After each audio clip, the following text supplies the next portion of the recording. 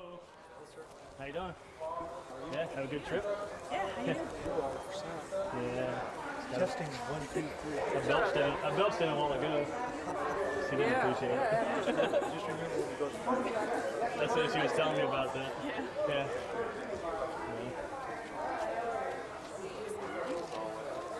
Warm, huh? I just walked off the airplane right away.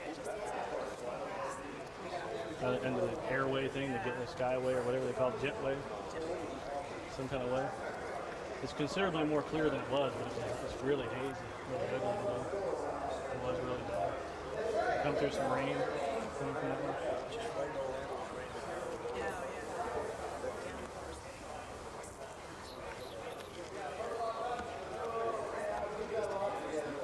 Excuse me?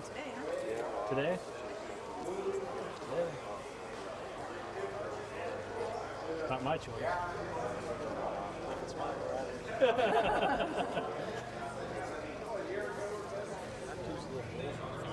think Dad's going over in the vans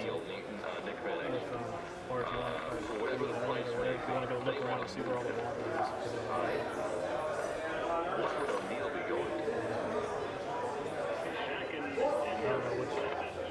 I like this one way better. I think it's the long one. The other one's 4,000, still plenty of room. Yeah, there's like Oshkosh, the serrated running, vibration special. I'm not sure about the, I was asking the guy a while ago about the crossover. I'm not sure which one is the major run one. Which way the crown works the crossover, if there's anything funny there at all.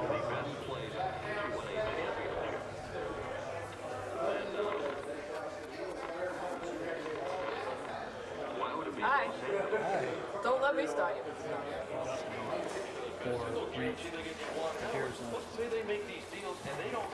Good and hard, huh? What do they got? They got nothing. That's the color parachutes were in the 30s, so it's an intentional reach to it.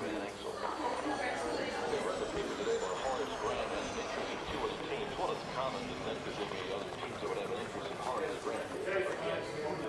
He ain't going anywhere. Down on another one. Horace could ask for and receive from Orlando. If Horace says he'd like to win a championship, Jim Clemens may be able to deliver a championship in a few years in Dallas. The Mavericks have their own big headache now with Jimmy Jackson and Jason Kidd, and more on that in a moment. And the other team that was mentioned was Detroit. Well, there's a natural tie-in with Doug Collins, who drafted Horace Grant. But the Pistons, who may have shown signs of becoming a contending team, Allen Houston's a free agent, and they have no center. And the money that they would spend on Horace would really take up all of the dollars that they would have available to go out and get somebody else. And remember what Rich DeVos said when the story about Chicago. That's all you get? Learn about Rich DeVos?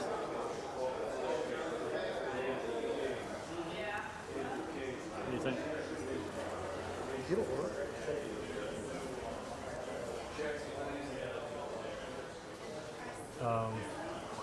But how well the actual pedal head works, you know, it's a homemade thing out there. I thought we ought to do a pool. Everybody guess what the stall speed's going to be. Yeah. 82. 82? What happened to my tape? Oh, Jeff has it. Jeff. What do you think stall speed's going to be, Delmar? 80.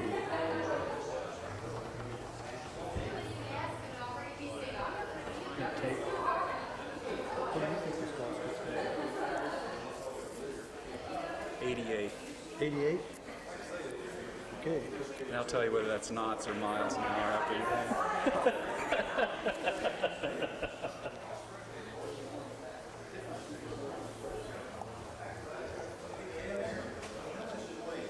1841.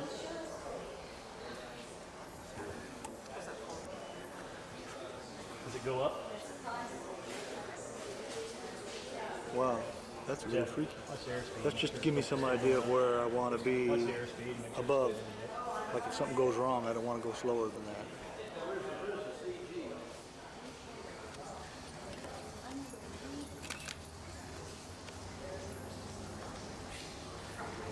All right, that's the serious, Kevin. Serious. Okay. That's it. Am I nervous? I'd like to get this done, but I don't think I'm nervous.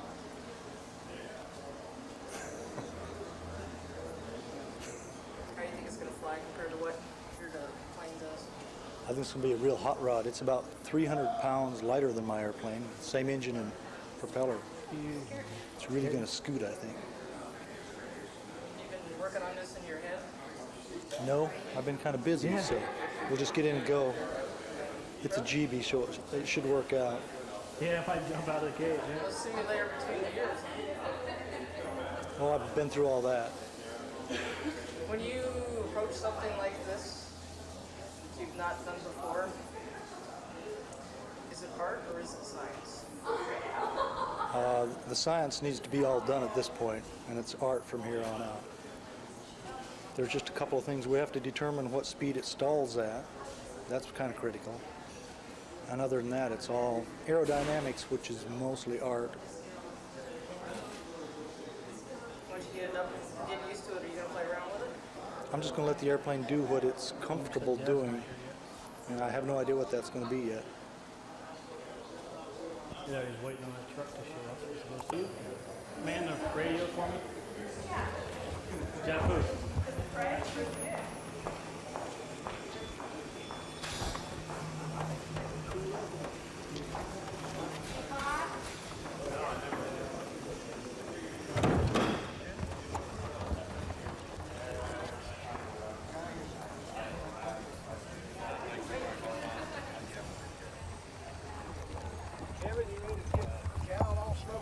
Yeah, buddy.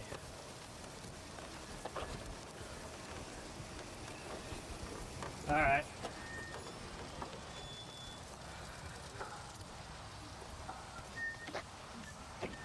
Well, it says not on. No.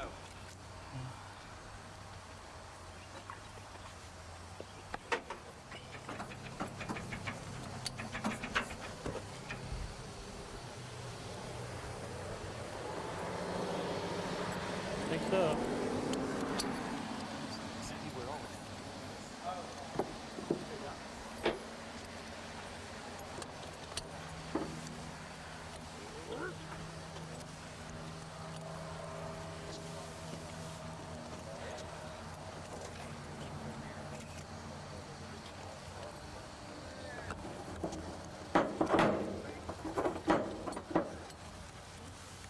So how do I get in? That's how I do it, and then swing the other foot around. You can grab here, but not too far.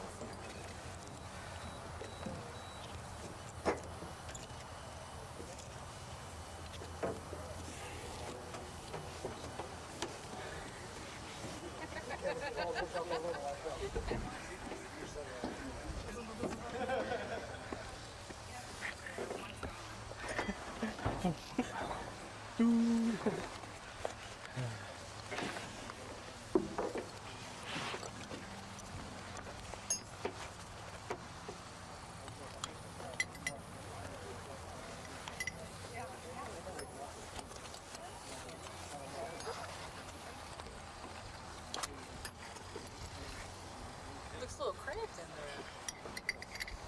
there. Yeah, the R2 model was designed for more pilot comfort, There's a crotch strap too. more Delmar. legroom. Oh, yeah.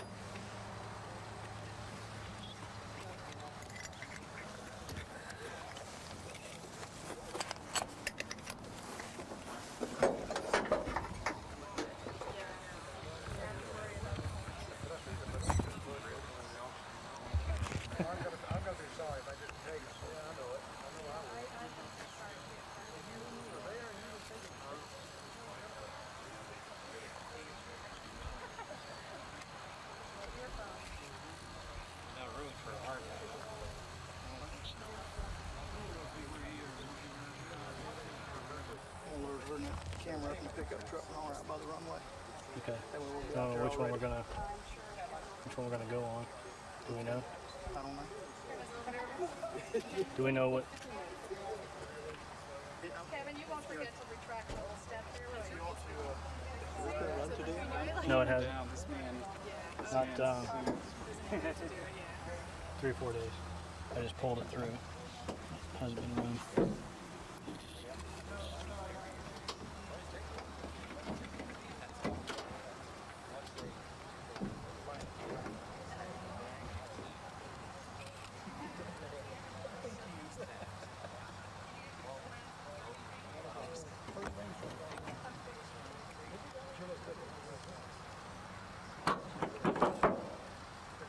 We pretty much have to put the lid on before we start it. Can I prime it up now? Yeah, get go everything ahead and prime ready it and all that stuff. Yeah. How's this work? Just keep turning until you find the spot. There it is. How many? We've been doing about 5 good ones, and it seems like it's worked pretty good.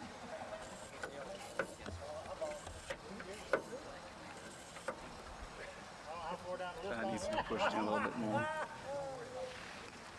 There it is.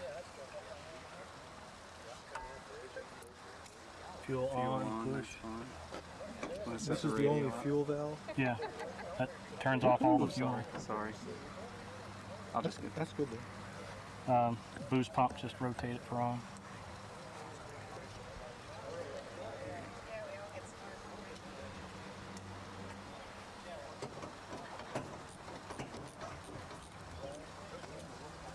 I'll boost it up after we get the canopy on. Okay.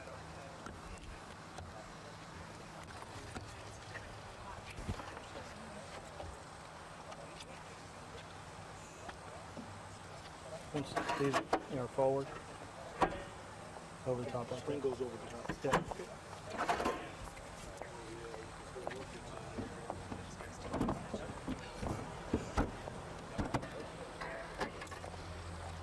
Rattle it around a little bit. There we go. There you go.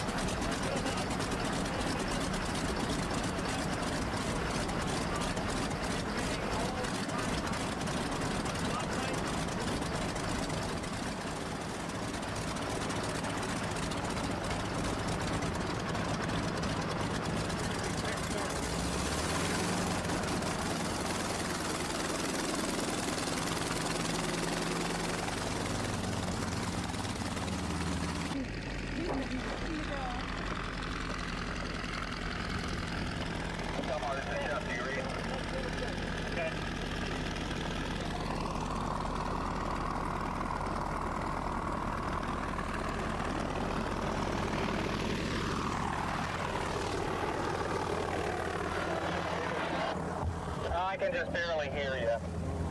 There's a lot of cockpit noise. We're going to get Ann set up down here. Okay, can you wait just a few minutes?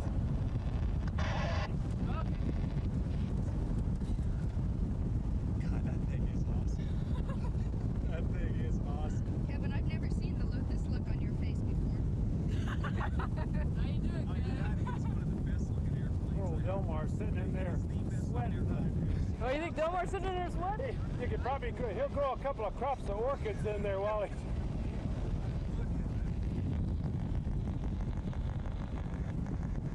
The best this whole operation is sitting on this truck watching it fly more than being inside of it, I think. Okay. Go too far out. The active runway at Leesburg is 13. We're test flying an airplane right now. Please be cautious. Up to the south, inbound landing Leesburg. You gonna let him land? You gonna let him go first? Just tell Delmar if you're ready, let him go so he doesn't cook. Hear all this. Okay. Tell I'm him to ready. go. Delmar Let's Ann do is it. ready whenever you are.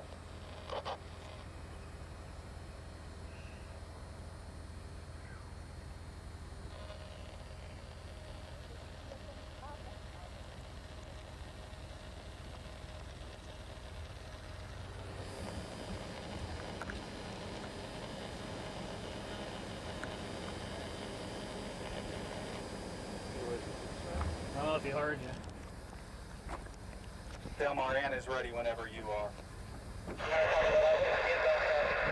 Does he Okay. know about traffic? He said he's He gonna can- let the inbound wait for the inbound traffic. Yeah, he can hear really well. He just Unless unreal. transmission. Captain Leesburg, I'm on a 20-mile final.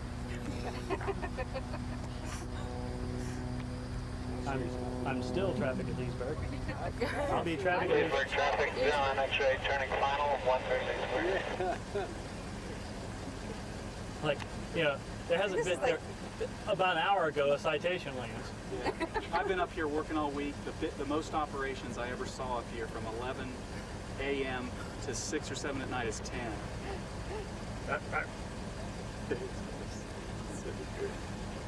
Sounds like a Harley. Thing is, he's just gonna be totally unreadable. Whitney, that's the aerial equivalent of a Harley. That's right. Make noise and leak oil. That's, Harley is yeah. 2/9 of a Pratt & Whitney. Tell him the compass don't work. I don't want to weigh his mind down. Trivial items. Tell me the airspeed indicator doesn't work.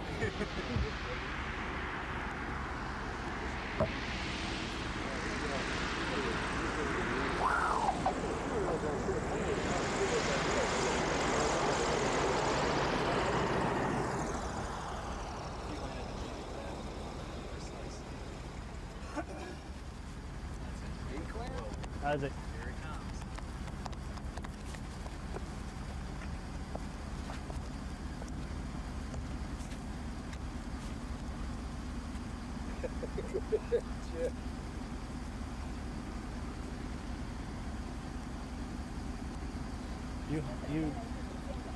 You say something if you see me. Too many anything.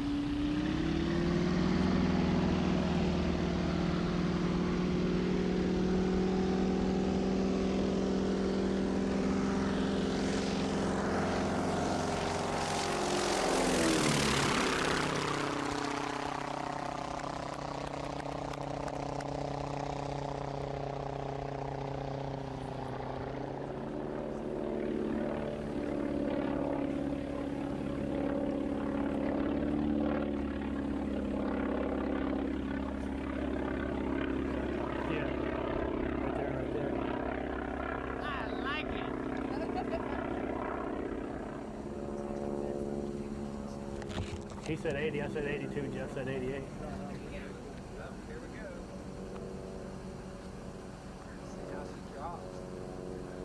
Dropped the wing.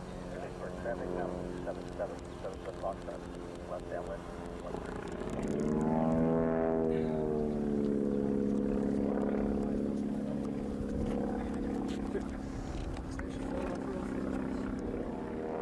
Oh, here you go. Roll it.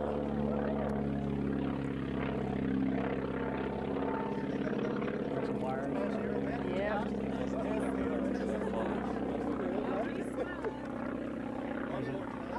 Knife edge. Must feel comfortable. 15 minutes. I can stay here and watch this all day. Did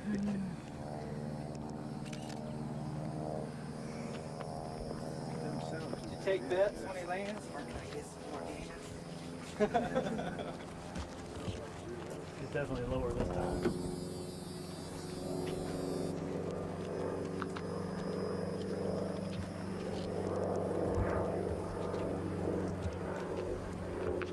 Robin.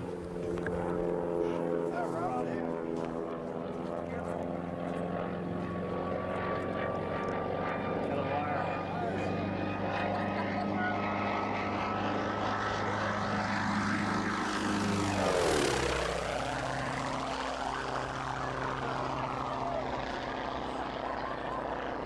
Sound just like you.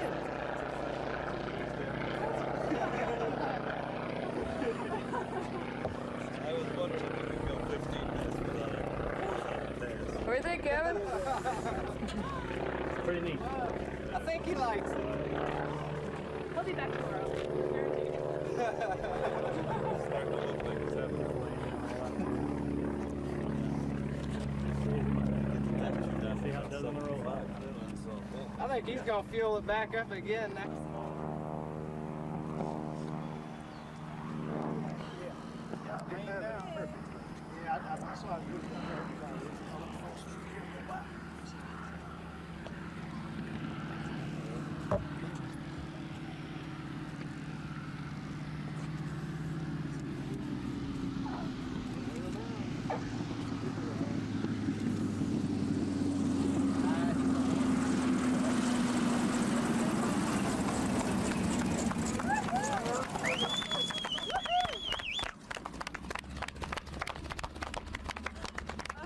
Look like an R2 textbook to me. You see that butt? Yeah, man.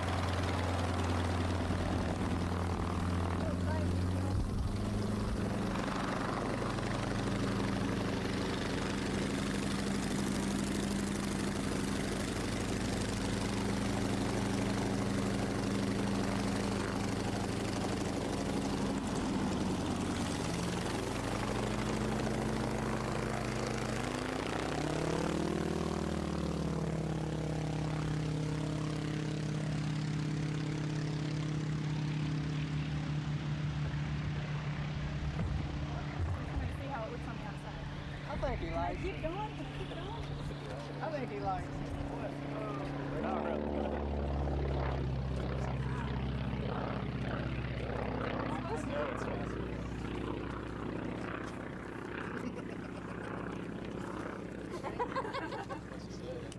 I don't know. We can't hear him.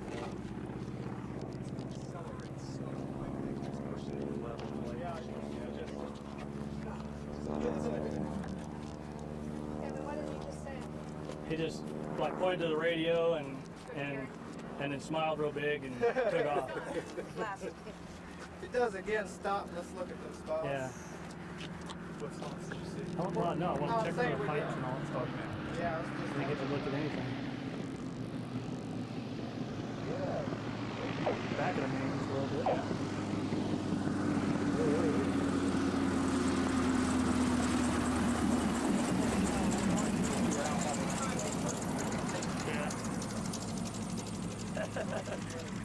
That tail wheel's hardly seeing any mileage, you know? I don't have to worry about changing them very often. I can come in so we can look at it now and try to stop it.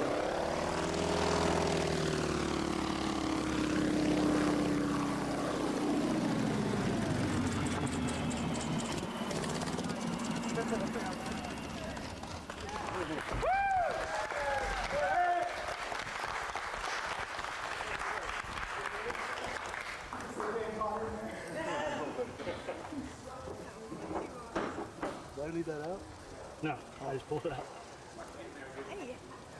The guy in the bonanza. Well, the Z is an airplane that I think encapsulates the most beautiful lines of the 1930s air racing airplanes. It's always been my favorite shaped airplane of the period. And there really never has been a really good replica made of it. And I think the airplane deserves a chance to come to life again. The original only lasted 120 days or so, actually 107 days. And it's really neat to be able to see it come alive again. Tell me a little bit on the history of the Z. Why it was built, what it accomplished. It was built in a last-ditch effort to keep the Granville Brothers Aircraft Company alive, basically. They were manufacturing really neat sport airplanes, but the Depression came in and made things really, really tough to make a living that way.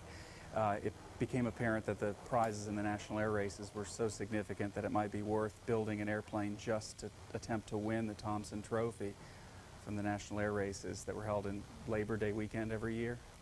So they got together about 6 or 7 weeks before the race and decided they were going to build, design, and finance a racing airplane to enter the Thompson Trophy race. And they accomplished it, and they went there and they won, beating Jimmy Doolittle in the Laird Super Solution. They went about 237 miles an hour in the Thompson Trophy race and brought back close to $15,000, just this airplane alone. Wow. So they built the original in about 7 weeks? Yes, about 7.5 weeks from a blank sheet of paper. And they had no money either. They had to go out and sell shares, and they formed the Springfield Air Racing Association during the day. And Bob Hall was very instrumental in all this. He was the guy that believed that it really could get done. He generated the drawings and also generated a lot of the financing. He wasn't afraid to go out there and pound the pavement. And of course, Granny Granville was the big visionary in the whole company, and was enough of a visionary to see that what Hall was up to could really pay off, and it did. Now this plane won everything it was entered in, is that correct? That's correct, yes. And so it ran in the 1930 Thompson Trophy race? 1931 National Air Races is really the only event it was ever entered in, a week-long event. It ran in 5 races total in that event and won all of them. It was super over kill in a lot of the races that it won. Let's see, Bales flew it, right? Yeah, Lowell Bales and Bob Hall both flew it. Didn't Bales lap Doolittle in the Thompson? Wasn't he a lap ahead? Yes, Doolittle had engine problems though. You know, Doolittle had an incredible victory in the Bendix race that year in the Super Solution, but they pretty much used the engine up. And what they had hoped to do was to put a geared version of the same engine on the airplane for the pylon events. But the airplane was not that well constructed and couldn't stay in rig to aerodynamically handle the torque and the forces that that geared engine produced. So they had to put the Bendix cross-country engine back in the airplane. And that engine was kind of worn out, and that's what did Doolittle in. So I think after the 5th or 6th lap, Doolittle was pretty much out of it and ended up having to land even before he never finished the race. But there was nothing that could keep up with this, was there? That was the only airplane that had a shot at it, and when the engine went sour, the Z clearly pulled way, way ahead of everything else. It was the first year the Waddell Williams racers showed up at Cleveland as well, so it was a significant victory. Okay, let's change tack here for just a second. Tell me about your dream. I mean, is this something that you've been wanting to do for a long, long, long? Well, seeing Delmar Benjamin and fly his airplane and seeing what Steve Wolf had accomplished designing that airplane, and having just restored a monocoupe, I decided that I really wanted to get involved in something big time golden age. And this airplane was it, you know. And it's one of those things you don't really think too much about the specifics of flying it, the whole 6,000 hours you're spending in construction, but it's constantly in the back of your mind. And as you're getting closer to the completion date, it's very similar to a kind of a little brief anecdote. An attorney friend of mine once told me, and there's nothing that focuses the mind like a hanging in the morning. There's nothing that focuses the mind than having to land at GB. That's for sure. Yeah. What did, as far as how the airplane turned out, does it exceed what Well, we tried our very, very best in this airplane to not only be cosmetically, to strive for cosmetic excellence, but also just to build everything as straight and as proper and use the best possible hardware. No expense was spared in doing this airplane. If there was an expensive, better way to do it, that's the way we did do it. And you know, because the construction process itself was such a big part of this for me, I really wanted it to be an end in itself. You know, just the idea of building the airplane. When you get really close to something like this, though, you know where the imperfections are, and I'm the type of person that immediately when I'm done with something like this, it takes me a long time before I can look at it again and really enjoy looking at it, because I just see it as kind of like an albatross sometimes at this point. I feel that way about my work. It takes a couple of years before I go back and look at it. Now, what was it like seeing? Well, let's talk about your initial taxi test. When this was totally done and you first got in the cockpit, what did it feel like?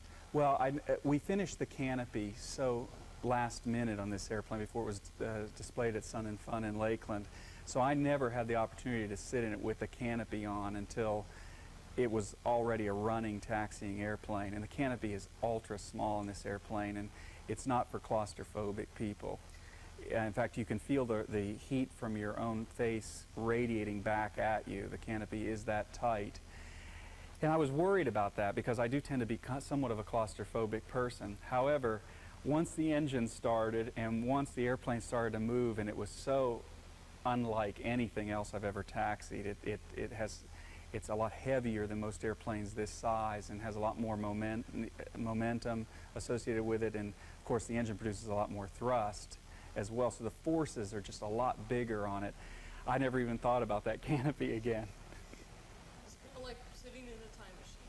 It really is. It really is. Yeah, there's no view like the views in the two GB Super Sportsters that I've sat in. It's one of the all-time classic views in aviation. The R2 is even more radical, of course, than this airplane is, but it's still, when you turn that mag switch on and that starter's turning and you see the smoke come out of those 9 exhaust stacks coming back at you, it is a really special thing.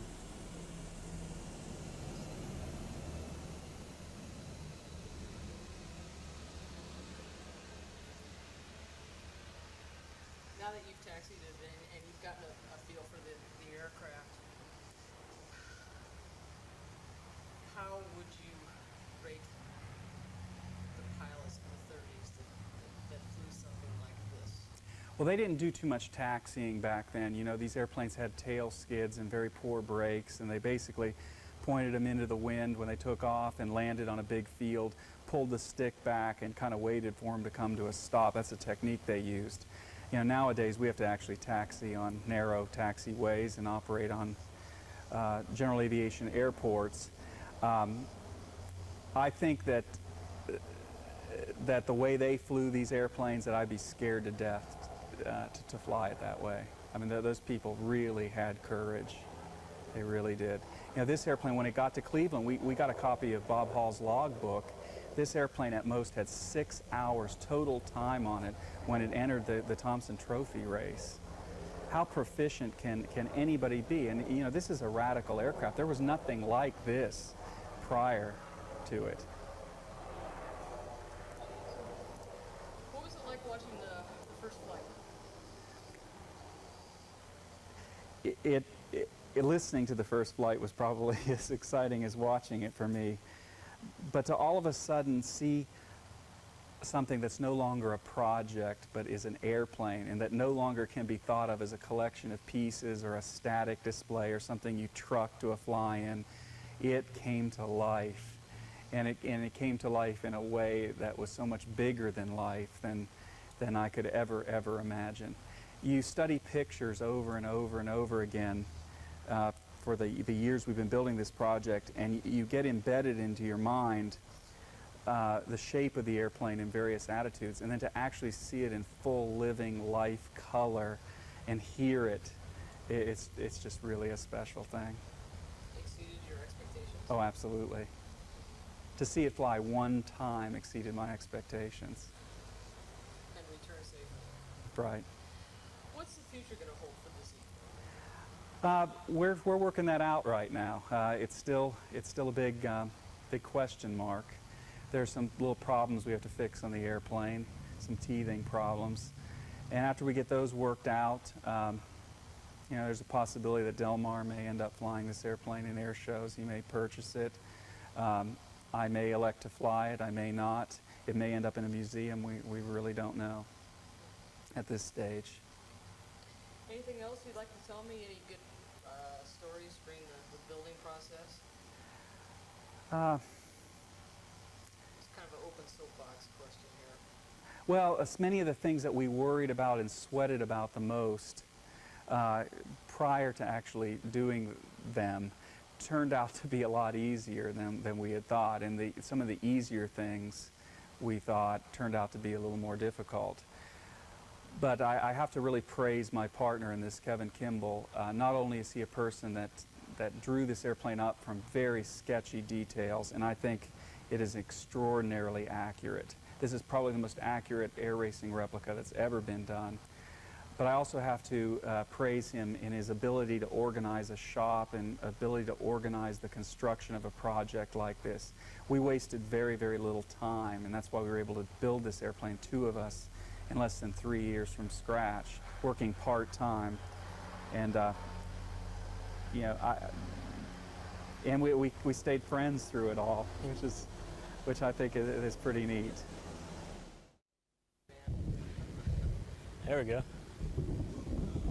Found a Wilma's. Yeah. Tell me about the construction. The Wolf. He had about $5,000 on the R2. They also had 4 guys. They built it in just about a year, and said that if he knew what he was getting into, he'd never do it again. Yeah, we ended up with about between 5,000 and 6,000 man-hours total, including the drawing time. Spent about 1,100 or 1,200 hours in front of the computer making drawings. Drawings or engineering or whatever I was doing in front of the computer.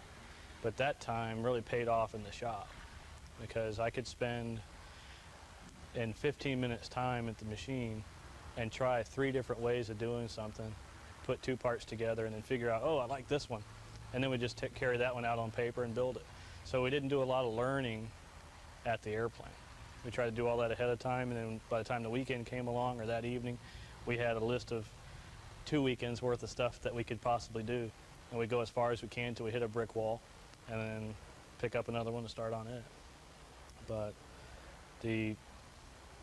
we basically had like 2.5 people, Jeff and myself, and then if you include some of the other people that helped, like his dad or my dad, or the guy that did the machine work on the gear, a friend of mine that built the wing ribs, those kind of things. So we kind of counted as 2.5 people working on it, and we did it in 3.5 years from when we decided to do it. It flew 3.5 years, but less than 3 years from when we made the first part to when it flew. What was the first part you made? The tail feathers, welded those up. And next was a fuselage. I got the wing rib drawings, the wing drawings done to where Jeff Morgan could get started on them. And he built them in exchange for a set of factory S1S drawings we bought and traded him. And then we built the fuselage frame and then stood it in the corner, the basic frame. And then we had the basic tail feathers done, all by the December the first year, and then of construction. So it was, at 3 or 4 months we had the steel parts for the tail and the steel parts for the fuselage. We didn't have any landing gear, we didn't have any wings or anything like that. So then we started building the wings and building the spars and all the components and all the wing fittings. It took us quite a few months to get the wing fittings all built, and that really came together around Sun and Fun 94 is the first time we had the wings were together, slipped together enough that they could actually be temporarily stuck on the airplane. They weren't glued up, but you know, the wing ribs slid on, the spars, that kind of thing. What did you start with initially as far as plans? I mean, you had very little to go on. Yeah, we bought several different sources of model airplane drawings. We bought Vern Clement's drawings. We bought, got to think of some of the other guys, just different drawings that we picked up. And everyone, there's good information on from all these sources. We also got an engineering paper that the Granville brothers presented to the SAE near the end of 31, before the crash of the airplane. And in it had a lot of technical data in it. The front fuselage truss is made out of 2-inch 095 tubing. The spars on 25.5-inch centers, the wing ribs on 5.4-inch centers, compression tubes on this. Would say something like the trim mechanism for the stabilizer is made similar to a Model Y, things like that. Then Primo Galletti provided us with a lot of information. We got a copy of his 1931 Modeler 3 view that they put out, that the Granville sold for $1.50 in 1931 in the Aero Digest. And he took that in the 60s and sat down with Ed Granville and had him make notes all over it, just what he could remember about the airplane. You know, in it he showed the original tail shape, which had the straight back headrest and no vertical fin up over the top on this airplane. They originally thought to do that on this and chickened out before they ever built it. And then they tried it on the R1. It showed that they had the cotton interior. It showed that it had an aluminum covered seat. It said the tubing was not painted. It was just rubbed down with line oil, gave a black color. So that's why we painted our fuselage tubing black. Just a lot of little details like that. Good information. Boy, that's great. So then pictures. And we found a lot of pictures that gave us a lot of good information. What was the toughest part about building it that was unexpected?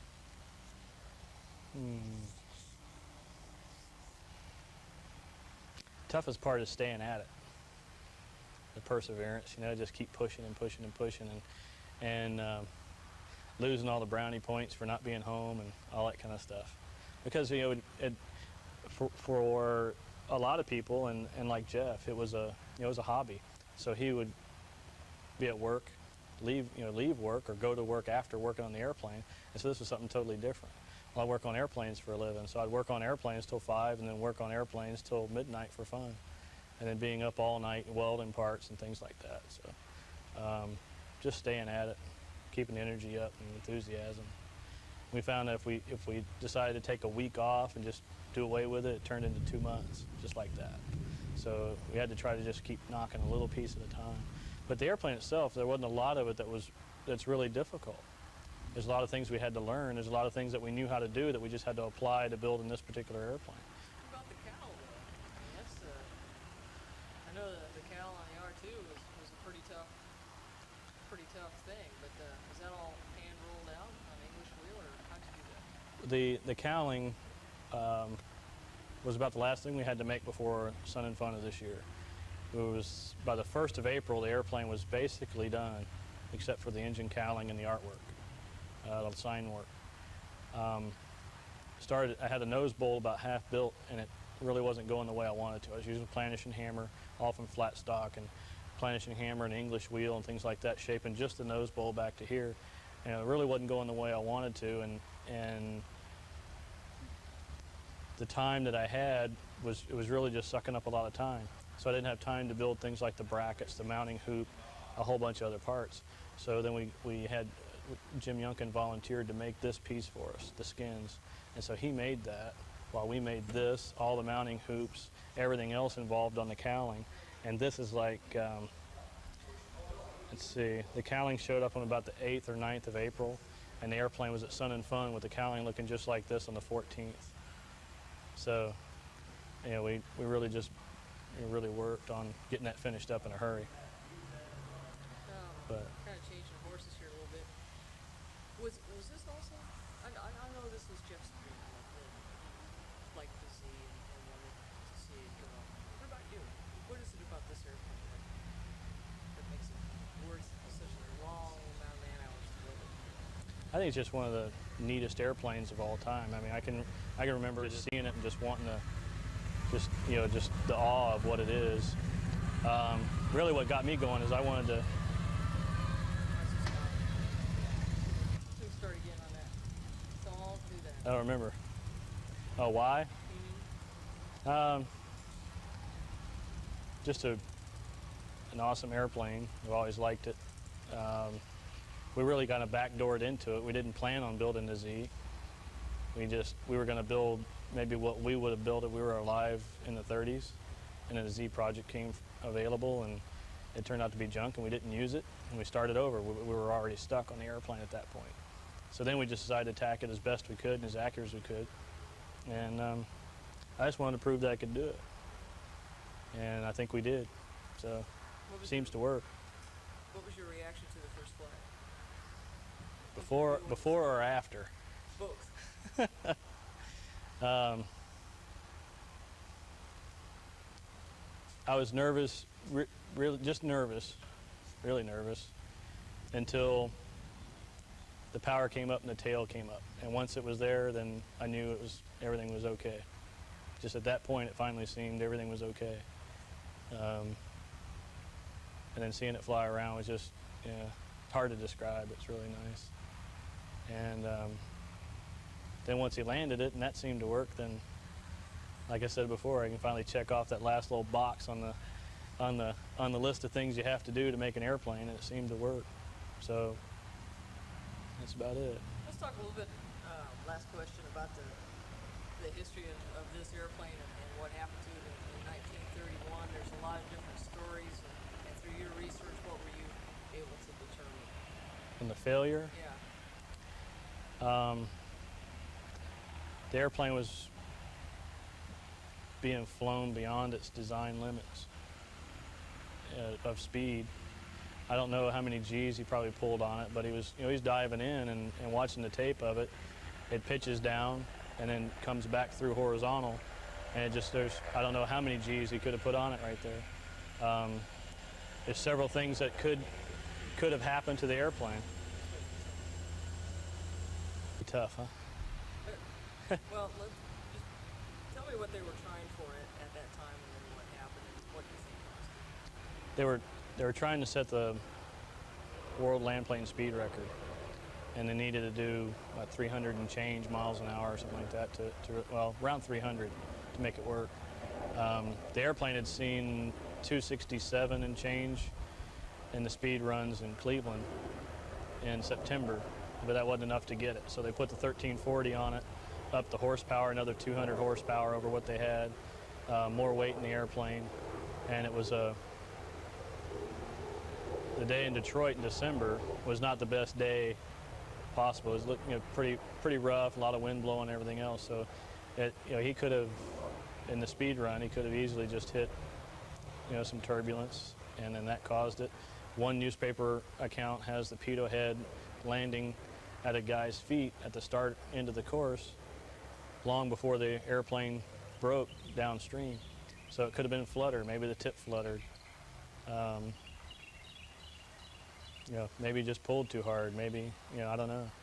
But I really don't think that the gas cap could have gone through the windshield, because the airplane's going 320 miles an hour. The gas cap's going 320 miles an hour.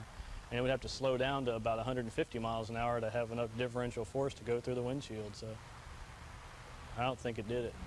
I think that was just someone mentioned that it could have happened, and they jumped on it to not have a bad airplane day. So.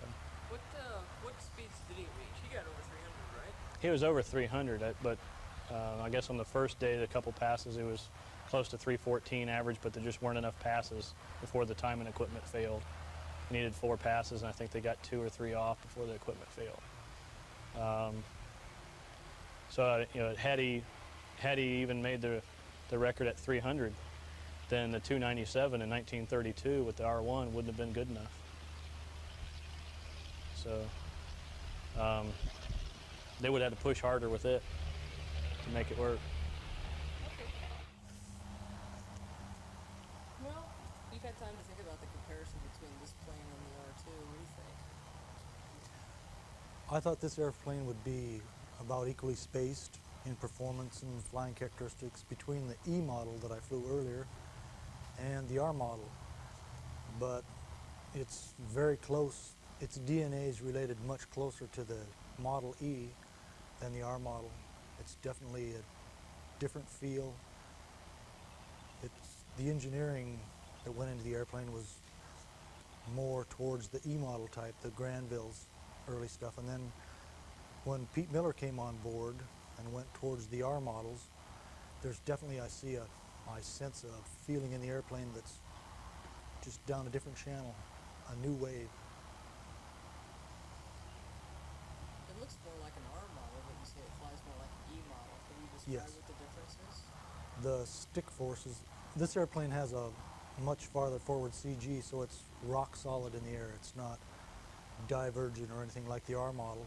I prefer the sensitivity in the R model, and the ailerons are super light, and it's super light in pitch. And this one is rather stiff in pitch and yaw, and the roll rates, it's very close to the feeling that I got flying the E model. Outside of it's got all kinds of horsepower up front. It's really a hot rod as far as the wing loading and horsepower to weight ratios are very good in this airplane. Is wing loading about the same as in the R2? No, this airplane is much lighter, about 300 pounds lighter than my R2, with the same horsepower, same propeller, which the acceleration is very good with this airplane. What about the landing characteristics? There again, it's much more related to the E model as opposed to the R model. The R model, you have a feeling of riding a cannonball and following a cannonball because you can't see what's in it. And things are going by a lot faster. The time from when you see something till it's gone is much shorter. In this airplane, you can see farther down the runway. Although I'm using the same speeds, basically a little bit lower, the airplane stalls at 75 as opposed to 95 in the R2. But I'm still using the same speeds down the chute and for touchdown and whatever. And but it's more related once you touch down. It's not flying characteristics, but the rollout is more related to the R model or the E model. You don't have that riding the cannonball effect that the R model does. I think that's due to the visibility quite a bit. It seems like the acceleration must be a pretty good ride for you. Yes, it's like being shot out of a slingshot with this thing.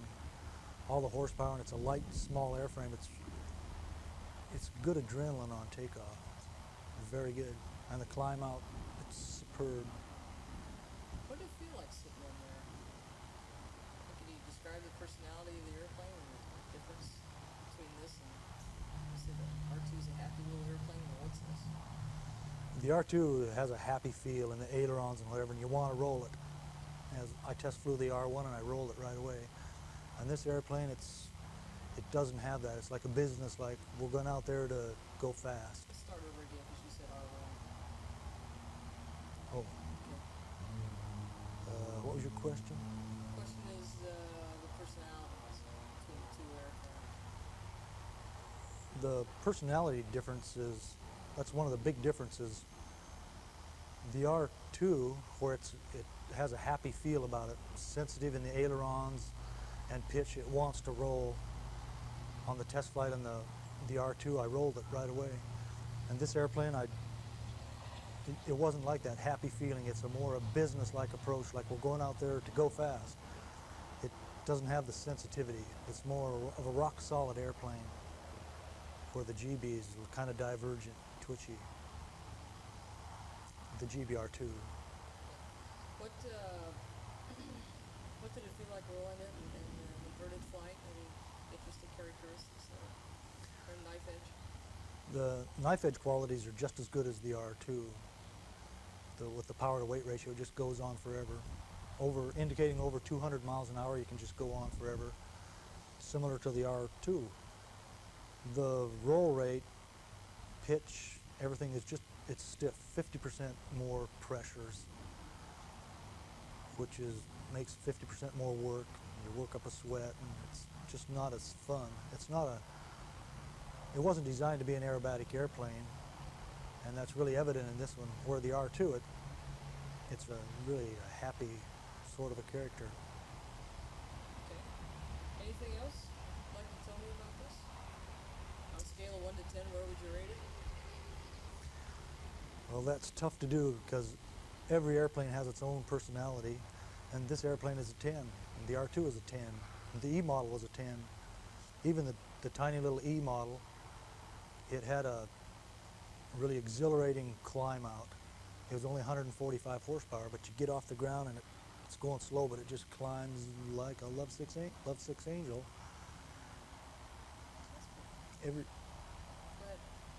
Every airplane has its own personality, and you just go with the positive qualities that each airplane has. Now that you've flown 3 different GBs, and you're the only one that's done that, probably gives you room to talk about the Granville design and their airplanes. Do you think they set out to, did they accomplish what they set out to do? Obviously, they set out to accomplish what they did. They wanted to make a very fast airplane, the fastest airplane in the world, and they got to that point with the R1, and they didn't just happen to be there. That took a lot of years and a lot of different designs they went through to reach that point. So they were very successful. The world speed record in the R1 stood for 4 years. No doubt they reached their goal. They had a lot of bad luck and just couldn't come back. During the Depression and stuff, they couldn't come back and regain. I guess what I'm asking is, what do you think of the overall quality of the designs that you flew? The quality of the GB design, it was top notch. When you look back, they were doing this during the 30s. That was the leading edge of technology in the 30s, high-tech stuff. And airplanes today, wooden tube fabric airplanes built today, are no better than this one. There's been very few improvements from what the Granvilles were doing, and they pretty much invented it. They invented the technology, and it worked.